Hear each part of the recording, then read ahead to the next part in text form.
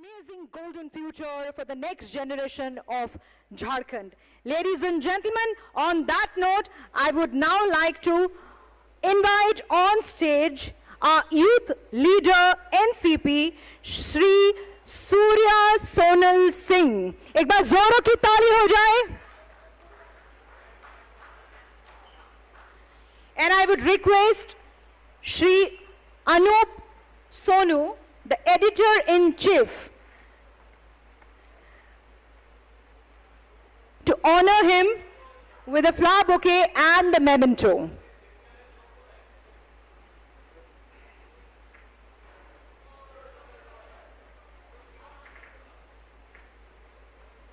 और मुझे लगता है यूथ लीडर तो ऐसे ही होना चाहिए जिनको देख के ही मोटिवेशन आ जाए.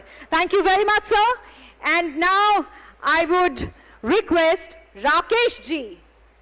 ही is absolutely ready with all the questions and I am sure our youth leader जिनके बहुत सारे सपने हैं और वो सपने को पूरा करना चाहते हैं यहां पर, सारे आंसर्स के लिए भी रेडी होंगे. तो चलिए, the 1-to-1 session will be moderated by none other than mister Rakesh. Surya ji, news 11 के इस महामंच पर आपका स्वागत है. और थोड़ा परिचय करा दें सूर्या जी का.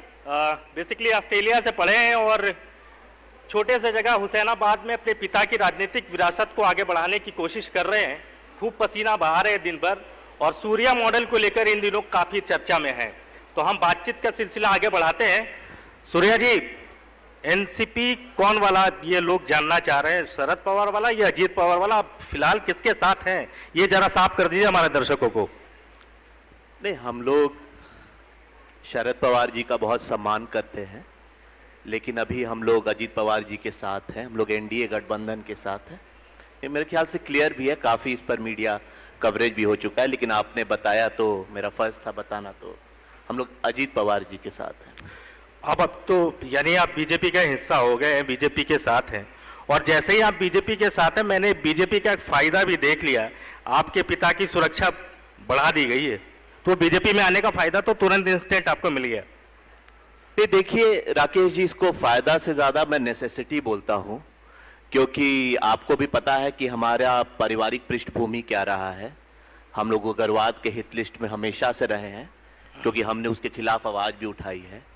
और जिस तरीके से, मैं ज़्यादा डिटेल में नहीं जाऊंगा, लेकिन जिस तरीके से इस गवर्नमेंट ने सिक्योरिटी विड्रॉ किया जस्ट बिकॉज वी हैव, मतलब हम लोग समर्थन वापस लिए और कोई रिटन ऑर्डर नहीं था, तो ऐसा कभी हिस्ट्री में होता नहीं है. तो हम लोगों ने एक कंसर्न लेटर भेजा और हम ग्रेटफुल हैं होम मिनिस्टर के कि उन्होंने इसको एक्नॉलेज किया, और ये अच्छी बात है. और जो रिक्वायरमेंट था वो मिला है और मैं अप्रिशिएट करता हूं, क्योंकि ये नेसेसिटी है, कोई शो ऑफ नहीं है, क्योंकि आप पृष्ठभूमि देख सकते हैं.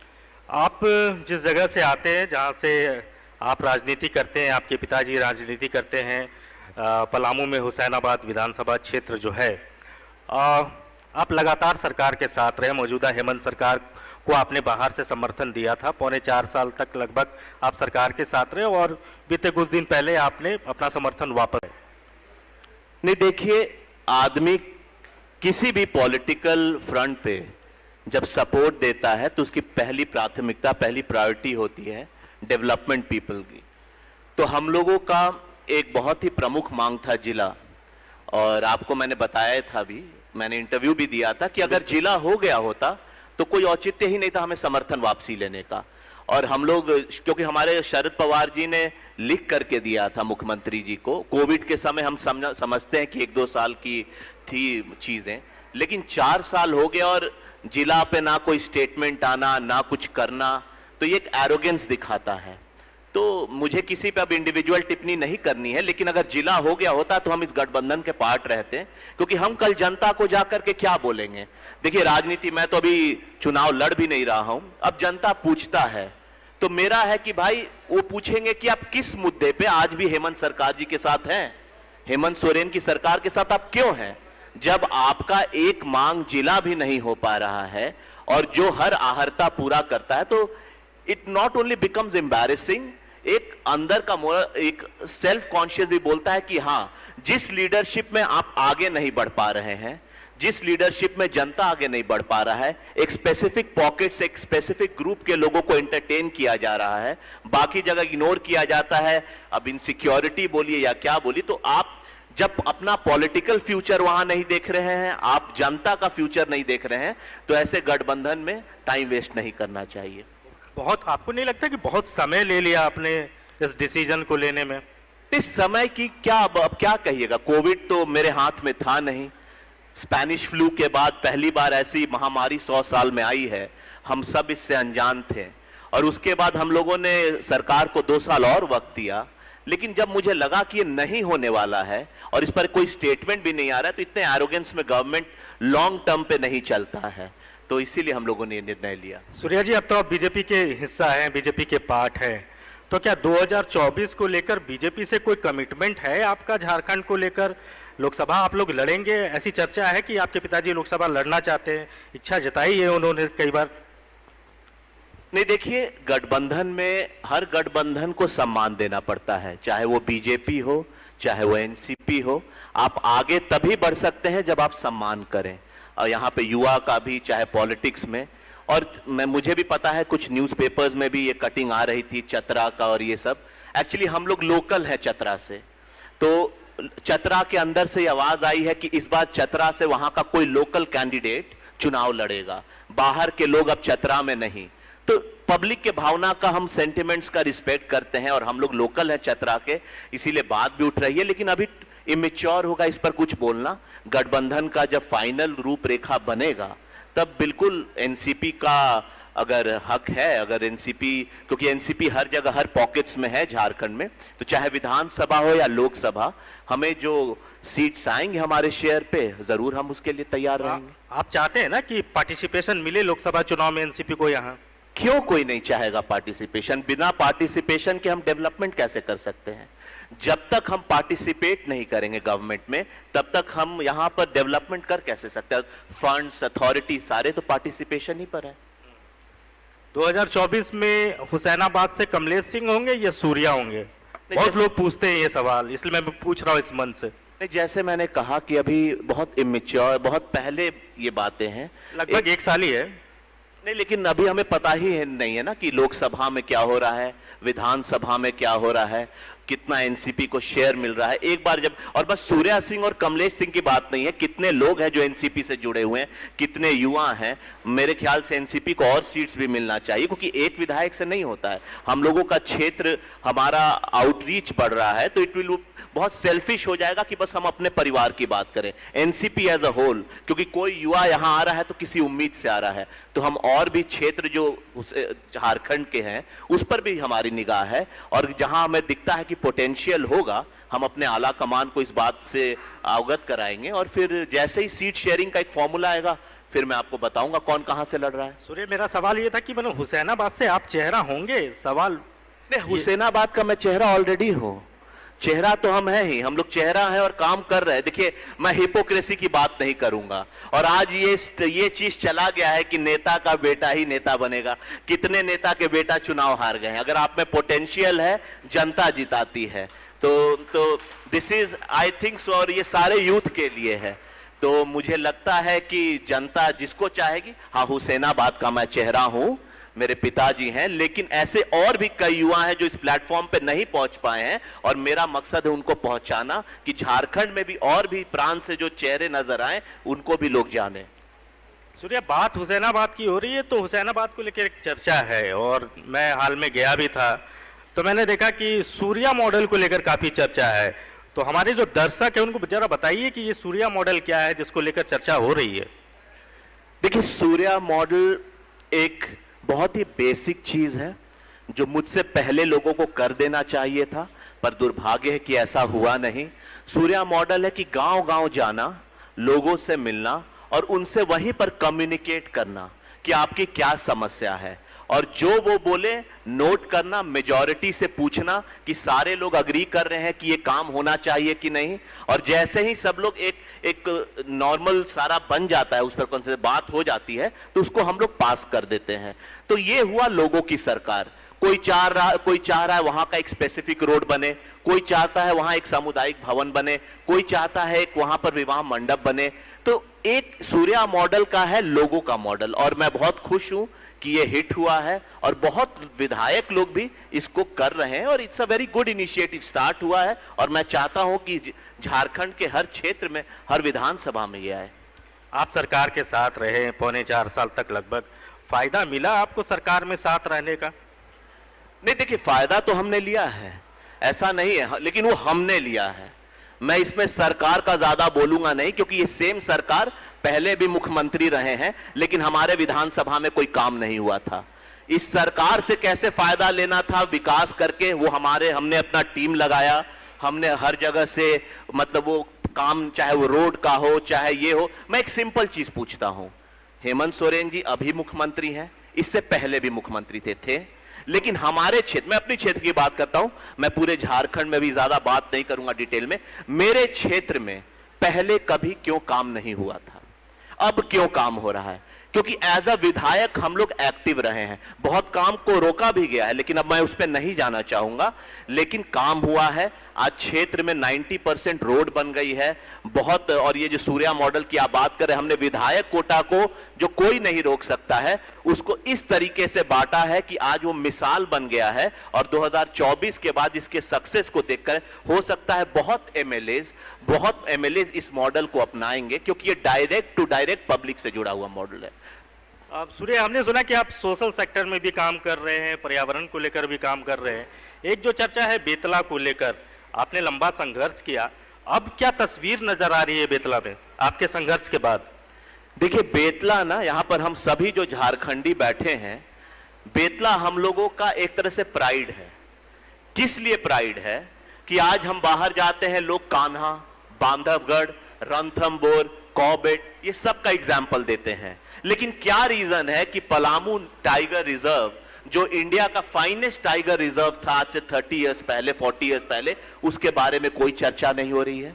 क्यों यहां का युवा आज भी बाहर जाता है, किसी भी प्लेटफॉर्म में जाता है, तो झारखंड का जो गौरव की चीजें हैं उस पर कोई बात नहीं करता है? तो हम लोगों ने फाइट की। अब रेलवे लाइन, एक मैं आपको एग्जाम्पल देता हूं, जो 100 साल से अंदर थी, सारे पॉलिटिशियन ने हाथ खड़ा कर दिया। हमने अपने मुख्यमंत्री जी को भी लिखा, उन्होंने भी बोला, मतलब he could not do it. हम सुप्रीम कोर्ट गए, यहां पर खुद हाई कोर्ट में केस लड़े, जो चीज 100 साल से नहीं हुआ वो चीज हम जीत करके लेते आए। और आज जो लाइन 100 ईयर से बेतला के अंदर थी, ये लाइन ऐसी थी कि रोज उस जंगल के बीच में से 110, 120 ट्रेन जाती है। टाइगर्स हैं, लेपर्ड्स हैं, एलिफेंट है, कितने एनिमल्स मरे, कितना आप ही सोचिए ना, आपके बेडरूम से रोज कोई गाड़ी लेकर के जा रहा है 100 बार, आपकी प्रिवेसी कहां है? तो आज वो लाइन निकल गई, ये बहुत बड़ी बात है। अब क्या हुआ, अब ये लाइन निकल गई है, अब धीरे धीरे पार्क में फिर से टाइगर्स दिखने शुरू हो गए हैं, लेपर्ड्स दिखने शुरू हो गए हैं। तो बात यहां पे बस बाघ और तेंदुए की नहीं है, बाघ है फ्यूचर की। आज एक नेशनल पार्क रिवाइव हो रहा है, कल युवा के लिए कुछ रिवाइव होगा। झारखंड जो एक पॉसिबिलिटी टूरिज्म का दिखता है, मैंने हमेशा माना है और मैं हमेशा बोल रहा हूं, जिस चीज से हम एम्प्लॉयमेंट जनरेट कर सकते हैं हम उसको इग्नोर क्यों कर रहे हैं?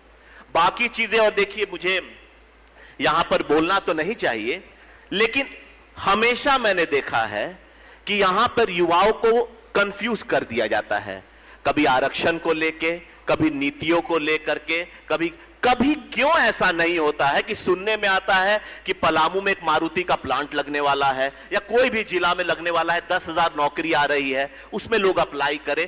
क्यों नहीं आता है ये? क्यों बार बार आता है? कभी कोई आरक्षण पे, कभी कौन झारखंडी है, कौन क्या है, कौन ये है। अरे हम सब जानते हैं हमारे भाई कौन है, हम आपके साथ बगल में एक मोहल्ले में रह रहे हैं, मुझे नहीं पता है कौन 20 साल से, कौन 40 साल से, लेकिन आप रोजगार तो लाइए। युवा आज पॉलिटिशियंस को हेट क्यों कर रहा है? क्योंकि कोई सच बोलता ही नहीं है। और दिक्कत है कि पॉलिटिक्स सबसे सीरियस प्रोफेशन है। किसी का बेरोजगारी है तो पॉलिटिशियन ही को फोन आता है, कोई बीमार है तो पॉलिटिशियन को फोन आता है, कोई क्या कहते, किसी घर में चोरी हुई, क्राइम हुई, पॉलिटिशियन को आता है, यहां तक कि आपसी फैमिली विवाद तक पॉलिटिशियन को आता है। एक पॉलिटिशियन तो प्रोटोकॉल में सबसे हाई है, सबसे टफ चीज है पॉलिटिशियन बनना, लेकिन टफनेस के साथ रिस्पॉन्सिबिलिटीज आती है। सूर्या के लिए भी टफ है पॉलिटिक्स? आपके लिए भी पॉलिटिक्स टफ है? आपके, आई डिडंट गेट यू। आपके लिए भी पॉलिटिक्स टफ है? बिल्कुल टफ है। अगर सिचुएशंस कॉपरेशन की नहीं रहती है तो आपको उस सिस्टम से लड़ना पड़ता है। मैं दिल से चाहता था कि हुसैनाबाद जिला बन जाए, मैं दिल से चाहता हूं कि पलामू में, चाहता तो मैं पूरे झारखंड की हूं, बात करता हूं, लेकिन मैं इतना नहीं देख सकता। देखिए यहां दिक्कत क्या है ना, एक आदमी चाहता है कि सब कुछ कैप्चर कर ले। Why can't we work as a team? नेता लोग दोस्त बन करके एक टीम की तरह क्यों काम नहीं कर सकते हैं? सबको मंत्री बनना है, सबको मुख्यमंत्री बनना है, आपको जनता बनाएगा ना। लेकिन होते क्या जा रहा है, यहां पे पीढ़ी पर पीढ़ी खत्म होते जा रही है। आप देख रहे हैं एजुकेशन का सिस्टम नहीं है। हमारे जो युवा यहां पर है, अब क्या ये वापस उस फेज में जाएंगे? इनका तो जनरेशन चला गया। एक गलत निर्णय राकेश जी, एक गलत 5 साल का कार्यकाल एक पीढ़ी बर्बाद कर देता है। सूर्या जी एक आखिरी सवाल ले लेते हैं चलते चलते। एनसीपी को मजबूत करने की जिम्मेवारी सूर्या के युवा कंधे पर है, तो आप उस दिशा में क्या प्रयास कर रहे हैं कि एनसीपी झारखंड में मजबूत हो, और 2024 को लेकर क्या तस्वीर देख पा रहे हैं आप यहाँ? एनसीपी के साथ मैं हर युवा को जोड़ना चाहूंगा और झारखंड में एक नई तरह की राजनीति की शुरुआत करना चाहूंगा कि अगर कोई झूठ बोलता है तो युवा सामने बात करे, किसी नेता से गलती होती है तो सामने अपोलोजाइज करे। हम इंसान है, गलती हो सकती है, नियत खराब नहीं होनी चाहिए।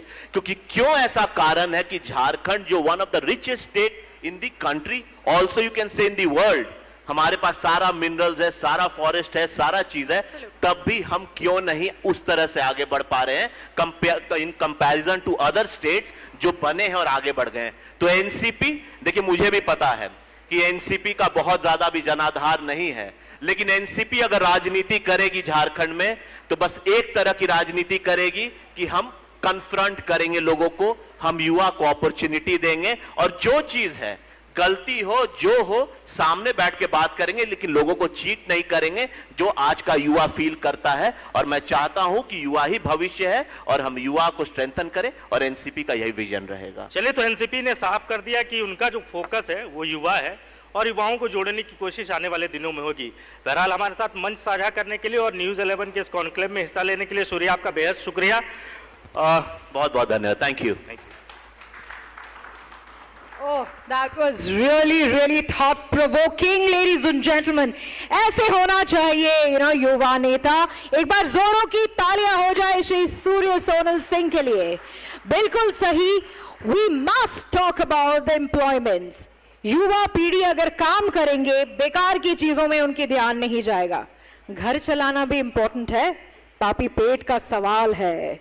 जी हाँ, ये पेट, मेरी मम्मी कहती है ना कि पेट खाना मारना बंद कर देना तो आधा प्रॉब्लम सॉल्व हो जाएगी, लेकिन वो तो बंद करेंगे नहीं। तो घर चलाना, काम करना, रोजगार, of course.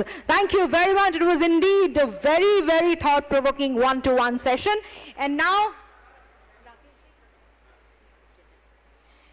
I would now like to invite on stage our General Secretary JMM, Sri Shupriyo Bhattacharya. And along with him, we will have another 1-to-1 session. और मैं राकेश जी को